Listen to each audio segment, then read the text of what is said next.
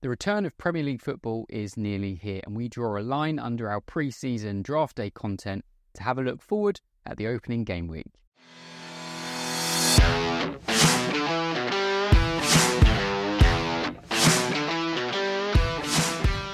Welcome back to the Draft FC podcast, the podcast website and YouTube channel dedicated to all things official draft FPL.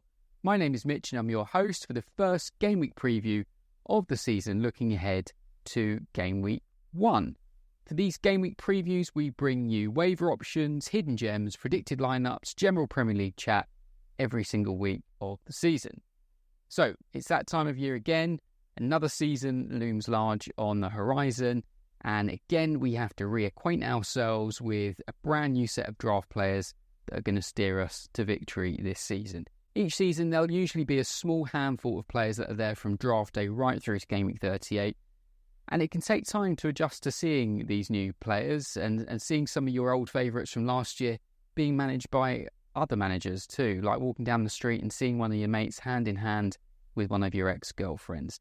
But despite how happy you may have been on draft day and pleased you would have been looking down at your squad, your game week 1 lineup still needs attention. And if you look at it and you feel that your spirits are slightly dampened, then it might be we need to make a few tweaks and you're in the right place. Each week before the waiver deadline, I'll release a game week preview podcast just like this. The format will largely remain consistent over the season, going over interesting picks, fixture chat, hidden gems, which are players who are generally owned in less than 10% of average size leagues out there, as well as a most hidden gem pick for those in 16-team leagues to really scrape the barrel, trade chat, and lots of discussion around predicted lineups, which is almost a part-time job I have in itself.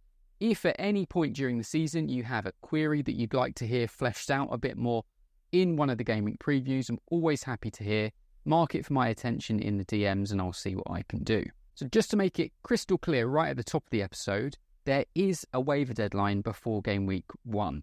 The FPL site, for whatever reason, never makes it very clear before the start that there is a waiver deadline, and so lots of new managers will either not know or will be asking questions about it in the coming days.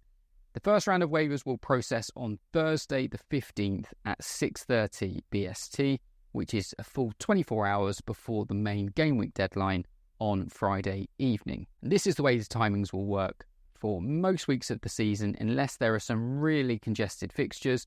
But based on how they should line up this year, that's very rarely going to be the case. So the waivers this week will go in reverse draft order. So if you drafted in last position in your league, you will have the top priority for the waivers this week, and it will move up the draft to the number 1 pick before going back down to the bottom. Next week's waivers will go to the normal process, which is in reverse league order. Obviously, after game week 1, there will be league standings for the first time, and so that will then dictate the order for the rest of the season. And just for those of you that haven't really played before, once the waivers have processed, which usually go through after around a 15-20 minute delay from the site, the game enters a period of free agency where you can swap players more or less to your heart's content. Just be aware, if you drop a player from your team, they are locked and can't be picked up by you or anyone else again this week until the following week of waivers. But if you decide to swap out a player that you've just brought in free agency, that player will not be locked. And that's because if you were to rotate through about 10 different defenders in free agency, it wouldn't really be fair to the rest of the league if they all suddenly got locked up. So if you drop anyone that was in your team after waivers, they will be locked. Any other players you recycle after that will be free for anybody to pick up. The best way really for those who are new to suss out the waivers is just to get stuck in. Get used to ordering the priority of who you want to bring in to maximise your chances of getting the guys that you want. If you get stuck or anything seems unclear, feel free to message me. We're always on hand to help out.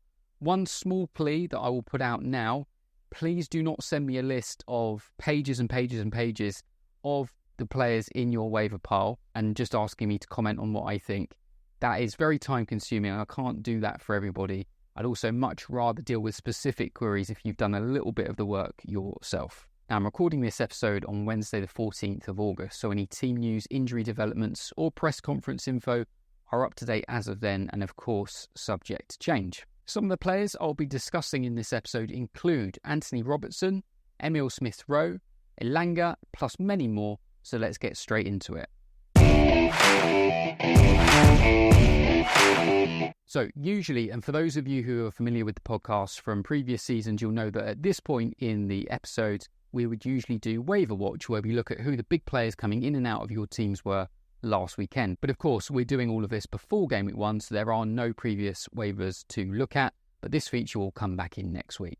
So let's kick things off with the fixtures, and hopefully you're all well aware of the early fixtures, as it should have been an important aspect of your draft day preparation. But for those of you who just put your heads down and drafted all the hype players that you fancied, let me recap quickly. So if we look at those who have got a very good opening run, the names that stand out on the list, aside from some of the bigger teams, are Nottingham Forest. They are definitely the fixture darlings for Game Week 1 and the opening three in general.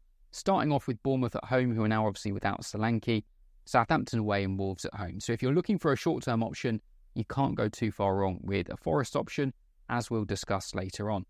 Spurs have a very good opening pair of fixtures to kick off two, with Leicester away and Everton at home, before a bit of a trickier run in 3 and 4. And Fulham, apart from their start at Old Trafford, which may not be as hard as we think it is, then have Leicester at home, Ipswich away, and West Ham at home from game weeks 2 to 4. On the other side of the coin, Wolves have one of the worst starting runs, not least with Arsenal away in game week 1. Any Wolves players that you've ended up with that you're not looking at long term can probably be jettisoned this week for a player with much more short-term upside. Another team with a poor run at the beginning are West Ham. Aston Villa, City and Chelsea in their first 5 all at home is very tricky, with away London derbies for Palace and Fulham in between. Your Bowens, Kudus, Fulkrugs, etc. can obviously stay in your team. I'm not advocating that you drop those, but if you've ended up with the likes of Kufal, Kilman, Emerson, any of those defenders, they do not need to stick around in your teams. Another team to point out at Brighton. Now, they have got a number of very popular picks on draft day. They kick things off away at Goodison Park for a great welcome to the Premier League for new manager Hertzler. Then United and Arsenal after that. Similar with West Ham, aside from the high picks on draft day, a lot of the defenders may require dropping depending on how you line up in game week 1. And just quickly, I'm going to draw your attention back to the defender episode I did in the Road to Draft Day series, and particularly the defender rotation cheat sheet that I made. This was largely designed for the back end of the draft when you're looking to bring in defenders that rotate nicely for the opening few weeks. So if you didn't pay attention to that on draft day and are now looking to bring in 1 or 2 defenders, I would refer back to that again because it's just as helpful now as it would have been then. So for example, on the cheat sheet, we can see that Aston Villa and Fulham pair up very nicely. So if you took Konsa on draft day and then maybe picked up a Wolves or a West Ham defender, it would be a very good option to drop one of those for a Fulham defender you might be able to pick up on the waivers, whether that's Castagna, Robinson, Bassi, whoever you think might start. But just as an example there, so look back on that episode. And for those listening, that table was also linked in the description notes. So do refer back to that if you're looking at a bit of a priority list. So another thing that we'll touch on each week are the key injuries. Now, I'm mainly just going to touch on the new important ones from the last few days, sort of any of the old injuries from pre-season and before. I'm not going to go through again because I would have expected you to have done your own homework. But Jack Grealish is probably one of the big ones. It's really unclear what the nature of the injury is or how long he'll be out for. I think given his value, if you're in an average size league or below, he needs to be a drop this week. Reece James is another one. I've seen lots of teams, and lots of you send me your teams to see what I think. Lots of people have picked up Reece James as a 4th or 5th defender to sit at the back of the substitute bench. Not only is he coming into this with a few weeks suspended, he's now got an injury on top of that, so we're not really sure when he will be back. Personally, I don't think he's worth sitting on. If you were in a 16-team league and you felt the upside of hanging on to him for a month or 2 was worth it, then I wouldn't go against that. But for the majority of you listening, I think he has to be a drop for somebody that's going to actually get you points in the short term. Urian Timber is another one who we know is not going to start for game week 1 and probably game week 2 either. And I know he was a popular pick on draft day. Again, just see how your team's lining up. If you can still field a good 11 with him on the bench, then he is probably one you're going to want to sit on for a bit. And then finally, Luke Shaw, news that he's been injured with a calf injury this week came out, and he's not expected back until after the first international break, which will come around game week 4. He's one that he's really becoming a difficult player to rely on in draft. Only 960 minutes last year, a good season the year before, but he's a player I'm just not interested in on draft day or in the waivers most of the time now. So if you've got him and you're struggling for a definite 11 to start, he would be a drop for me too. So let's look at some of my main picks going into the start of the season. Each week I will go through players that I like the look of, And using our exclusive data at Draft FC, I'll be able to give you an idea of how likely they are to be available in your leagues. Because all the ownership data we currently have is purely from draft day selections, I'm not going to bother discussing anyone with more than 60% ownership today, and we'll be mostly referring to data from 8 to 10 team leagues because they are by far and away the most popular league sizes. So let's have a look at a couple of defenders in this list. So the first one is Tsimikas. He seems to be a probable starter for the opening week, probably the opening couple of game weeks. Robertson isn't 100% fit yet. Could be an excellent short-term pickup for fixtures at Ipswich and then Brentford at home if you just want a little piece of the Liverpool clean sheet action. Based on the way Liverpool have been setting up with him in pre-season, don't expect the Tsimikas we were used to seeing under Klopp at times where he would just be bombing on down that left-hand side. It seems he's mainly going to be tucking in with Alexander-Arnold then able to go slightly further forward. But as I said, if you're purely looking at a clean sheet prospect, he's definitely one to consider. And Anthony Robertson is the other one for Fulham. His ownership in 8 to 10 team leagues is anywhere from 27% in 8s to 83% in 10 team leagues. So he was just off the radar for 8 team league drafts, but I think he's a really good pick for the opening month or two. An expected game week points of 3.8 according to our model for next weekend, despite that being a trip to Man United. I think that's probably a slight over-prediction on our model, and a lot of that is based on how poorly United were at the back end of last season, but still, it's still a player I would have high up on your waiver priority if you've ended up with one of the defenders that you're not going to play. And then into midfield, and 3 midfielders I'm going to highlight. Again, there is a big swing in the ownership between 8 to 10 team leagues. So if you're in 8 team leagues, most of these players will be available. And if you're in 10 team leagues, the odds are they won't be. Starting with Smith Rowe for Fulham. New team, performed well in a couple of pre-season outings, scoring in both. Will definitely start game week 1 at Old Trafford and won't be fazed by that occasion at all. A very popular pick in those leagues of 10 or more. Ownership just 30% in 8 team leagues, so it means he should be on a few of your radars if he is free. Our model is predicting a good day out for Fulham, which is largely due to some of United's underlying stats from last season, as I just mentioned for Robinson. Remains to be seen how United line up at the back, whether their new players will slot in, and also at the front for United too. So not a bad time for Fulham to go to Old Trafford there, and I would not be surprised if they come away with some sort of result. Our expected points model only has Smith Rowe to put up 0.7 points this week, which is obviously very low, but because our model is largely looking at how players performed last year and he rarely played, he's currently very undervalued. If he hits the ground running though, our model is nicely calibrated to take that into account to boost his expected stats as we head into the next few game weeks. The second player on the list is probably not a surprise if you watch my pre-season content, is Paqueta for West Ham. If you didn't see their highlights, I forget who they were playing now in their final pre-season game, which was 2-2. Paqueta looked absolutely world-class in that game. I think he got an assist and a goal, really took the goal nicely. In 8 team leagues, just 19% he's taken in, so he's available for over 80%. That goes up to 67% taken in 10 team leagues.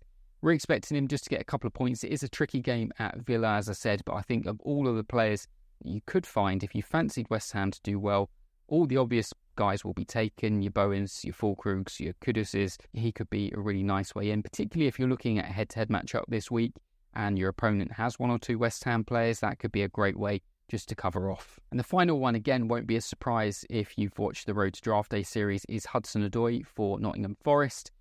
Ownership in 8 team leagues is just 14%, so he's available for 86% of 8 team leagues, which is far, far too high. Our expected points model puts him for 3.5 points this week, which is pretty high for a player at that ownership.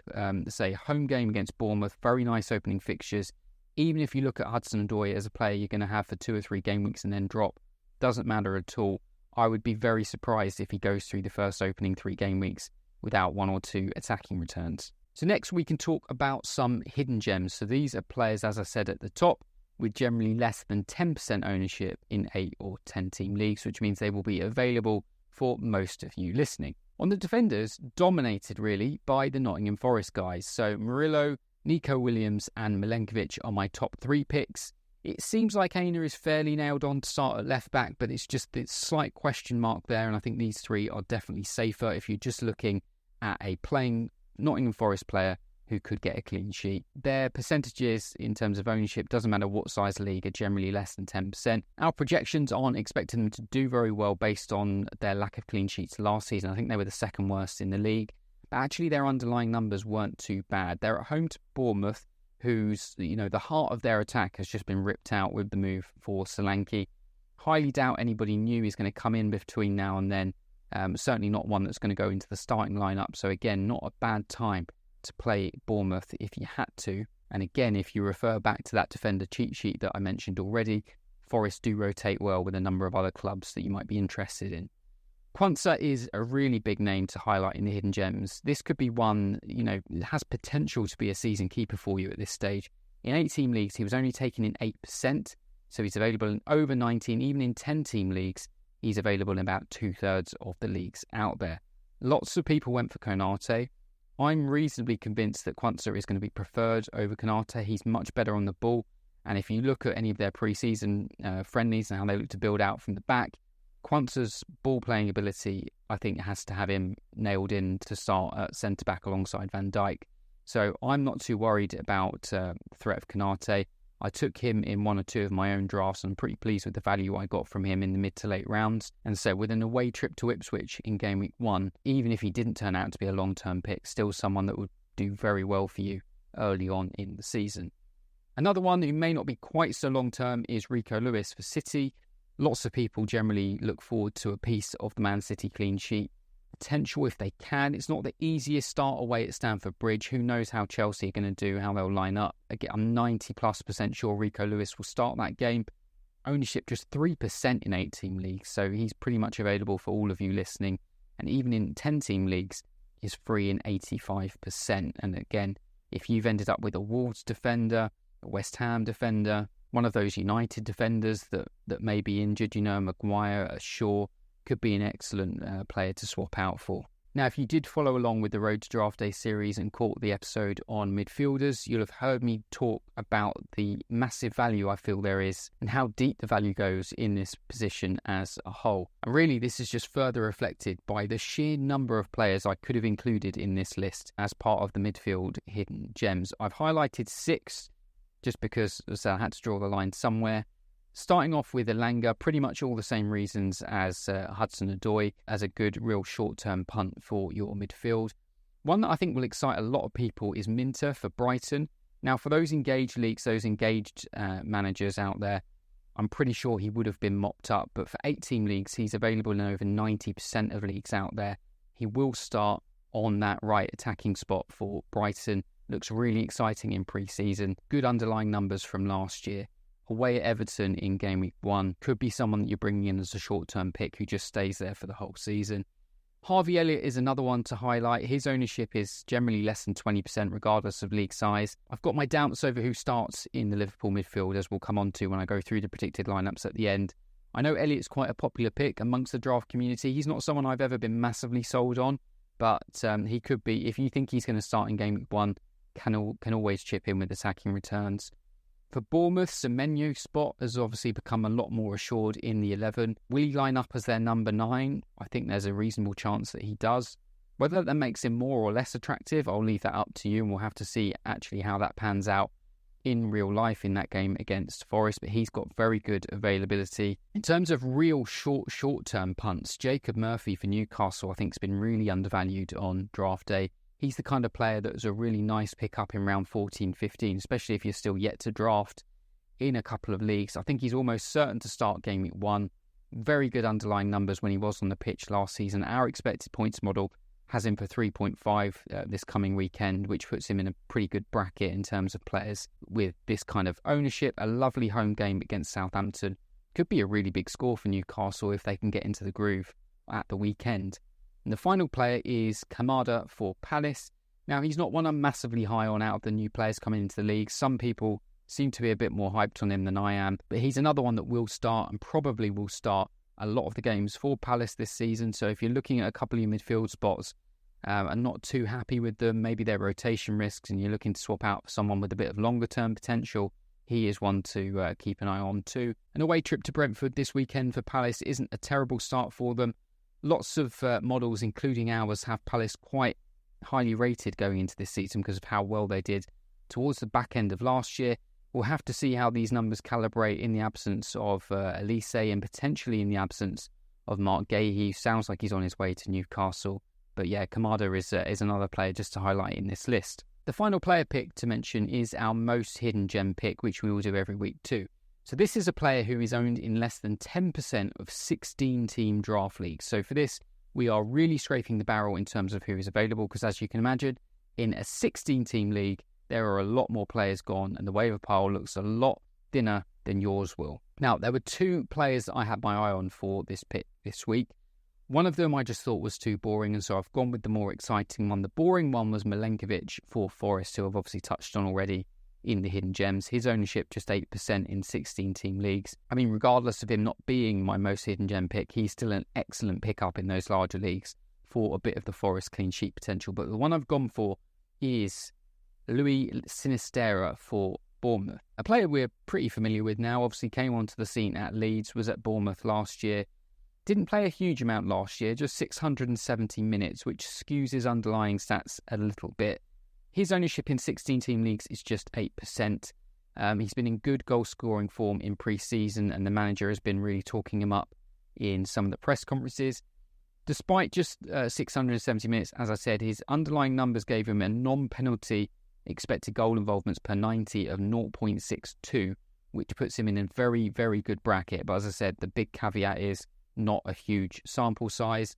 I expect him to get far more starts this season than he did last time. We know he's got the ability there from his time at Leeds. With the void that Slanky leaves, he's going to have to get himself on the score sheet a few times to get Bournemouth up the table. In terms of trade talk, it's probably too early to go into any specific players. Just be aware if you've ended up with a nice set of 3 forwards after your draft, you could see how much you can leverage that against a fellow manager who has ended up with a pretty poor set of 3. But don't kneecap yourself just for the sake of it, and take all offers based on their individual merit. This is another area though, during the season, any time during the season, if you've got particular trades on the table that you want discussing, always happy to do that. They do usually generate quite good content and quite good chat, and always generate a lot of good debate trades too. So let's talk through some of the predicted lineups. So for those of you who are new to Draft FC this season, we do predicted lineups every single game week, and those lineups are completely free. So whether you're a member or not, if you go to the main site draftfc.co.uk,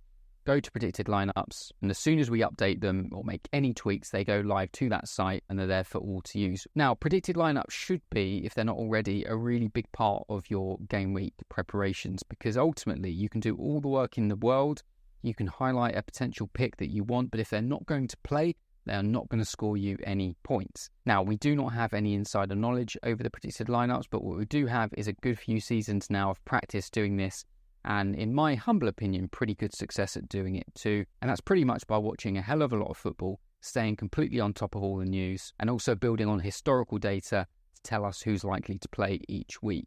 Now, obviously, that's work all of you could do yourselves, but obviously just by clicking on our site, you can save yourself a lot of hours of work over the course of the season. For those of you that are members at Draft FC, the predicted lineups feature is even better. Think of what you can see on the main site, but on steroids, and what I might do at the end of this is just show you a peek of what that looks like, with lots of built-in functionality built to your draft league linked in. So you'll be able to see quickly who's available and who's not. You'll be able to see their percentage rostered, and you'll be able to see their expected points for the upcoming game week. So another really great feature to glance at when you're doing your game week prep. So let's just have a look at the lineups as they appear on the main site. And what you'll notice at the top of each team lineup 2 are percentages, which are taken from our own model in terms of win percentage and clean sheet percentage, which are probably the most important things for you to look at. What I will say at the top, and I know one or two of you have commented already, is our stats, those top stats for the newly promoted teams, are currently based heavily on a lot of their underlying numbers from last season. Now, obviously, they would have dominated the championship. We have dampened down their stats a little bit, but they're currently still far too high. I'm fairly pleased with how they're looking for 17 of the teams. I would ignore them at the moment for Southampton, Leicester and Ipswich, but we will be working on that in the coming days. So let's go through each team quickly. Arsenal, I think, should be fairly easy to predict this weekend. Zinchenko seems set to start at left back with the injury to Timber and just how new Calafiori is to the squad. I think the biggest question mark is going to be up top and how they shuffle around. A lot of the Arsenal folks seem to think that Jesus will play in some capacity, which means Martinelli will probably play on the left, which probably puts Havertz back into midfield. For Villa, again, not too difficult to predict. Potentially a new face with Nedeljkovic at right back. He's been playing a lot in pre-season. The midfield is fairly set. Kamara is injured, so I don't see anyone else playing outside of those. The main question mark will come as to whether Rodgers lines up in attack or whether they bring Bailey forwards and slot another midfielder in. For Bournemouth, obviously the main backup striker is Unal, who is injured for a few weeks. So I've currently got Semenyo to start at number 9 with Sinisterra and Tavernier flanking him. Brentford, again, not too hard to predict, particularly at the back and in midfield.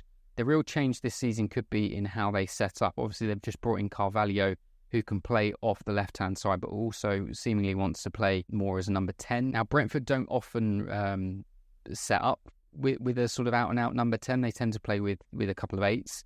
So that might be a slight change in system. So if you look at this on paper, it would probably mean the likes of Jensen maybe dropping out for him. But for now, I've got them in their standard 4-3-3.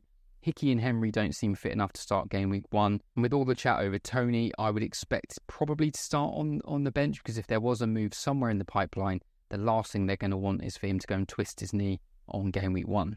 Brighton, if we are to go by their pre-season lineups, should be reasonably easy to predict too. 1 or 2 question marks in terms of who they play at the back. One thing that does seem pretty certain, at least if we're to go by their pre-season friendlies, is Milner coming into midfield with the new man WAIVER. But the main guys we're looking at here are that front 3 of Minter, João Pedro and Mitoma.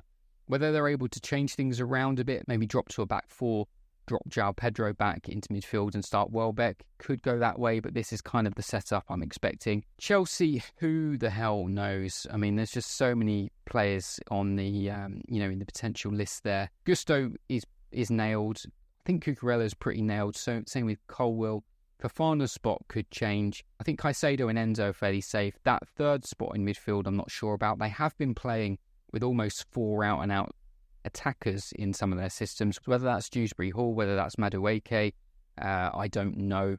I'd be confident in maybe 8 or 9 out of this 11. I think Jackson will be fit enough to start. Obviously Sterling could play, but yeah, definitely a low confidence 11 for that one. For Palace, I think it pretty much has to be something like this. I haven't got Gay penciled in there because I'm expecting that move to Newcastle to be very close to going through. Based on the kind of timeline, you would expect Newcastle are trying to get that deal done for game week 1. If it did go through, I'm not expecting Gahey to go straight into the Newcastle starting 11. But yeah, obviously if there's some massive news that comes out to say that the deal's collapsed and Gahey's staying, then swap him into that lineup too. Everton, not much to discuss for their lineup. Might be 1 or 2 tweaks to that, and Dye's maybe the main one I'm not sure about. Fulham should be reasonably easy to predict at the moment. I have not put Andreas Pereira in there because there's lots of rumours that he may not be a Fulham player between now and the end of the transfer window. So I've got Smith Rowe in there with Reed and Lukic as the sitting midfielders, but I think the front 3 will be as it appears in my list at the moment with Adama Traore, Muniz and Iwobi. Ipswich seem really thin in terms of their squad at the moment. So I don't, unless there's any injuries, I don't expect any tweaks to how I've got them lined up currently in my predicted lineup. Probably the same for Leicester. The main question mark for Leicester is whether they have a fit number 9 going into game week 1. At the moment, it doesn't seem like they will do. Both Vardy and Daka are possibly going to miss out. So what it seems will happen is Mavididi will come over into number 9, which will mean Decordova-Reid can assume a spot on the wing. So not ideal, but I doubt you're really looking at many Leicester assets anyway. For Liverpool, I'm fairly confident the back 4 will be Trent, Quansah, Virgil van Dijk and Tsimikas. I expect McAllister to play. I expect Curtis Jones to play. The main question mark I have in this squad is the third midfielder. Currently got Harvey Elliott in there. It could be Szoboszlai. They could play Endo somewhere in there too. Could also play Gakpo as a number 10. Lots of options there that will obviously become clearer as the season starts, but I'm fairly certain the front 3 will be Salah, Diogo Jota and Luis Diaz. Obviously a lot of rumours about Luis Diaz potentially leaving Liverpool this summer, which would not surprise me because they are very, very strong on that side, but potentially the loss of Carvalho may make that slightly less likely, but they can have, as I say, Darwin Núñez can cover there. Diogo Jota can play there, Gakpo can play there. So I think they'd be fine if they did get good money for Luis Diaz, and it might be a good time for them to cash in on him. For City, I'm quite happy with how I've got the lineup at the moment. I expect Rodri to come back in. Grealish is injured, which means Doku should start. I'm expecting Oscar Bob to play over Bernardo Silva. That could be one change. I'm expecting Rico Lewis in over Walker because he doesn't seem like he's been fully back into training yet. The only real question mark is it's centre-back and whether or not Aki comes in for one of the three that I've currently got there, but I'm fairly happy with how that looks, but it could be a sort of 10 out of an 11 based on that at the moment. Now, United are probably up there with one of the most difficult to predict squads going into Game Week 1. The midfield three, I think, has to be Casemiro, Bruno Fernandes and Kobe Mainoo. I think the front three has to be Amad Diallo, Rashford and Garnacho, with Rashford probably playing as a number 9. I see Xerxes starting on the bench. The back four, though, I have absolutely no idea. It really depends how quickly the new players can be integrated into the starting 11. In terms of needs must, obviously Shaw's now dropped out. Wan-Bissaka, not quite sure if he has been or is about to be sold to West Ham. So I think Mazraoui could come in at right back with Dalot having to cover at left back, and it's really then a choice of do they go with Evans to partner Martinez if Maguire isn't fit, or does De Ligt go straight in there? We'll have to wait and see. For Newcastle, Trippier is still there, so I've got him to start at the moment. Sharp, Burn and Hall at the back. There is some good availability for Lewis Hall if you wanted a piece of that Newcastle defence, which is not a bad shout either. Gordon, I think, is probably going to be unlikely to start. I would say I'm 60% confident that Gordon doesn't start and comes off the bench for Game Week 1. Now, don't read anything into that over the course of the season. He's obviously one of their best players and will be very much a mainstay in the team, but it's just given how long he will have had with the squad since coming back from the Euros. So currently I've got Barnes to start on the left and Jacob Murphy on the right, either side of Isak. If I had to pick an 11 out of 11 predicted lineup that I'm 100% confident in right now, Forest are probably up there for me. Now, you can never be 100% confident. You know, anyone could pick up a slight injury right before the match or something. But yeah, I'm pretty certain Forest will line up as I have them in the predictions at the moment. Nico Williams, Milenkovic, Murillo and Aina at the back.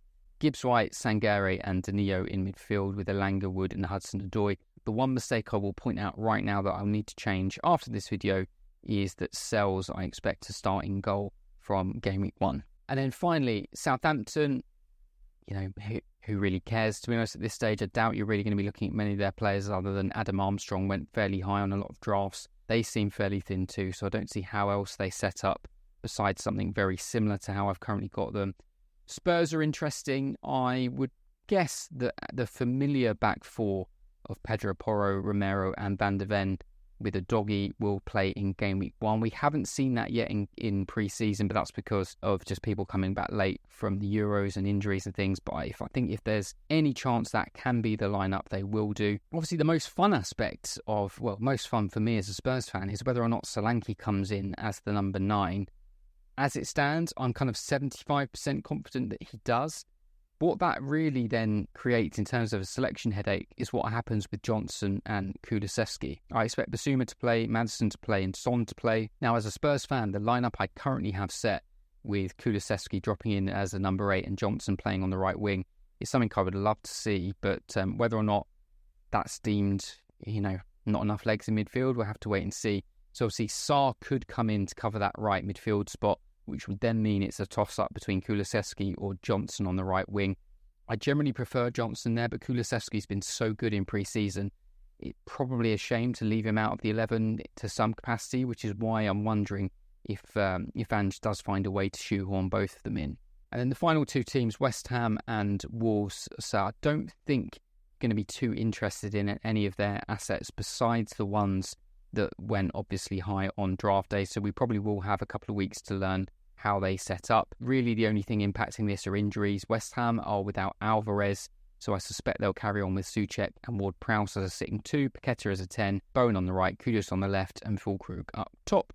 And for Wolves, bit of a new look front line. Obviously, Neto's now gone. Haven't seen a huge amount of Sarabia going in predicted lineups and in pre-season, so I'm expecting Hee-Chan Hwang to start. I'm expecting Gomez to start off the left and Strand Larsen to play up front, with Cunha probably playing slightly deeper as a kind of a number 10 role. But we'll just have to see how that starting lineup develops over the first few weeks. So just to quickly give you a peek of what this looks like behind the scenes if you are a member, as you can see, it's pretty much the same lineups, where it is exactly the same lineups that you were just looking at that I was showing you from the main site, but with that added functionality that I mentioned. So obviously I have my league selected at the top here from that drop down. So all of these availability check marks are based on my league. So if we look at Arsenal, for example, all of their players are currently taken in my league. We have the manager's initials underneath, so I know who owns them, got their predicted points for that coming week, and also what percentage rostered they are across all leagues of the same size around the world. If we just turn our attention to Villa quickly, I can quickly see that, for example, the likes of Rodgers and McGinn are available, pretty low owned, and also what their predicted points are for the coming week. And I can just quickly scroll down the teams, and I have all that information immediately at my fingertips. So rather than scrolling, you know, particularly if there's a team that you fancy going into Game Week 1, let's say I really fancy Palace away at Brentford, I can quickly look at Palace and go, right, this is who's predicted to start. These are the obvious players available. Eduard's not a bad 1 week punt too, by the way, with Mateta coming back late from the Olympics. So I could look, right, Eduard's going to start as a number 9 for Palace. Maybe only a short-term pick, but I can definitely look to bring him in on the waivers going into the weekend. So yeah, just a quick look there behind the scenes at one of my favourite features we have for Draft FC members. So that is it for this episode, and thus concludes the first game week preview of the 24-25 season. If you liked what you heard, then please consider following on whichever podcast platform you were listening to. If you were watching this on YouTube, of course, hit the subscribe button and give us a thumbs up if you found anything in this useful. If you need to reach out to me, if anything in this was unclear, you've got questions about your team, questions about the site, anything at all, give us a follow on X at draft_FC and send me a DM on there. Alternatively, you could just comment below if you are watching this on YouTube. I will reply to any and all comments. And I'm also around on Reddit and Instagram too. But I think commenting on the YouTube video or DMing on X, probably the most likely to get a swift and efficient answer for you. If you are listening to this and are yet to have done your draft yet, there is still time to purchase pre-season access pass at Draft FC and get access to all of our draft rankings and the average draft positions for the rest of the world to help you in your endeavours on draft day. For those of you that have done your drafts who are maybe just discovering us for the first time now, so much we have on offer for you during the season over the next couple of weeks. Once we've got everything exactly as we want it going into this season, I'll probably do a little demo tour similar to just the little peek I gave you at the predicted lineups feature to really just show you why it's worth being a signed up member for us, not just in pre-season but for the season as a whole. So we've probably chatted long enough, and you've got to go and look at your teams and make some waivers if you need them. So best of luck to those of you that haven't drafted just yet. Best of luck to all of you in your opening round of possible head-to-head matchups. Hope you get all the points you need in Game Week 1 to set you up nicely for the season. And as always, stay sure.